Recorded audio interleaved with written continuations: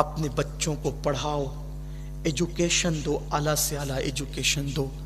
3 چیزوں کا خیال رکھو، نیک بنو، دیندار بنو، دوسرا مالدار بنو۔ پہلے دیندار بنو، دینداری کے ساتھ مالدار بنو، اور مالداری کے ساتھ تعلیم یافتہ بنو۔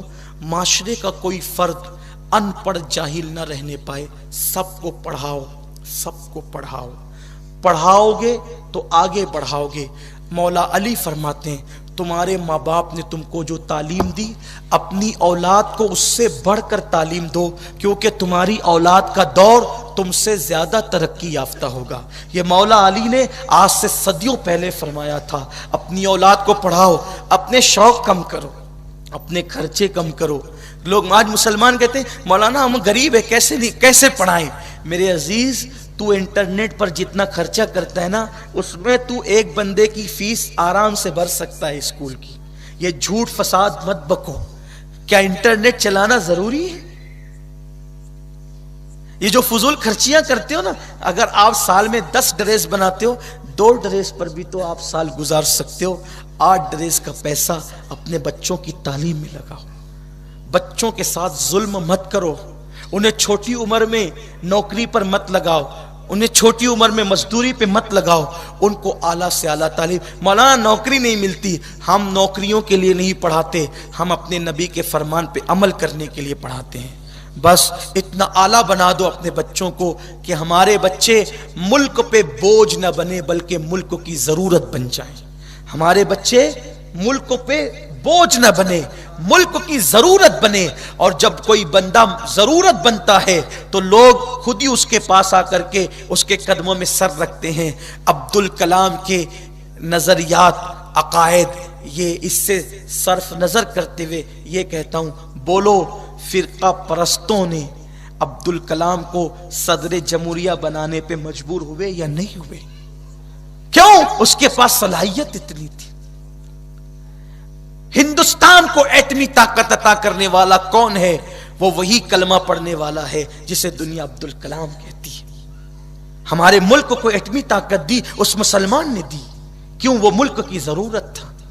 آپ جانتے ہیں، بات نکل آئی تو کہہ رہا ہوں، جس دن عبدالکلام کا انتقال ہوا تھا اس دن کسی کو پھانسی بھی تو دی گئی تھی۔ وہی دن تھے، وہی دن تھے، ہفتہ وہی تھا، لیکن کیا بات تھی کہ ایک کے لیے نفرت کی گالیاں تھی اور دوسرے کے لیے وقت کا وزیر اعظم اس کے جنازے پہ پھول ڈال رہا تھا۔ وجہ کیا تھی؟ اس لیے کہ عبدالکلام ملک پر بوجھ والی شخصیت نہیں بلکہ ملک کی ضرورت کا نام تھا۔ پتا چلا اگر آپ مسلمان رہ کر ملک کی ضرورت بنو گے تو آپ کو جیتے جی مرنے کے بعد بھی دنیا پھول چڑھانے پہ مجبور ہو جائے گی، لیکن تمہیں یہ کام کرنا ہوگا۔ اور عبدالکلام کی زندگی آپ کو اگر پتا ہوگی تو معلوم ہوگا کہ عبدالکلام ایک مچھیرے خاندان سے تعلق رکھتا تھا۔ مچھیرا جو مچھلیاں پکڑتے ہیں نا، میں اپنے جوانوں سے کہتا ہوں خدا کے لیے بچوں کو پڑھاؤ۔ مچھیرا تھا اس کا خاندان۔ جب اس کا ابتدائی رزلٹ آیا یا SSC کا رزلٹ آیا، اس کے گھر والوں نے کہہ دیا اب تجھے پڑھنا نہیں ہے، کام کرنا ہے۔ عبدالکلام کی بڑی بہن نے اپنے زیورات بیچ دیے اور اس کے دادا نے کہا بیٹا تجھے پڑھنا ہے۔ بہن نے زیورات بیچے، دادا نے کہا تجھے پڑھنا ہے۔ عبدالکلام اپنی خود نوشت میں لکھتے ہیں کہ میری بہن نے زیورات بیچے تھے، میرے دادا نے ہمت دی تھی، اور پھر جب میں نے پڑھائی کا آغاز کیا تو میں سڑک پہ کھڑے ہو کر اخبار بیچتا تھا اور اس کی آمدنی سے میں اپنی تعلیم کے اخراجات پورے کرتا تھا۔ سڑک پر اخبار بیچ کر جس نے تعلیم حاصل کی وہ ہمارے ملک کا قابل فخر صدر جمہوریہ بنا۔ یہ علم کی برکت ہے، اس لیے کہ اللہ کے رسول نے جو انقلاب پیدا کیا تھا وہ علم کے ذریعے سے، تعلیم کے ذریعے سے انقلاب پیدا کیا تھا۔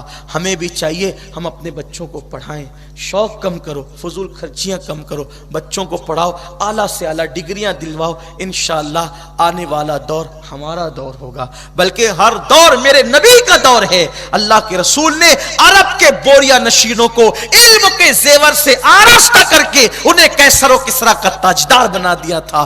آؤ ہم بھی انقلاب پیدا کریں علم کے ذریعے سے، لیکن 3 چیزیں، دیندار بنیں گے، مالدار بنیں گے اور اہل علم بنیں گے اور اہل علم بنائیں گے، پھر دیکھنا انشاءاللہ وہ بہاروں کے دن آئیں گے کہ پھر اس پہ کبھی خزاں نہیں آئے گی۔ اللہ سے دعا ہے اللہ ہم سب کو عمل کی توفیق دے۔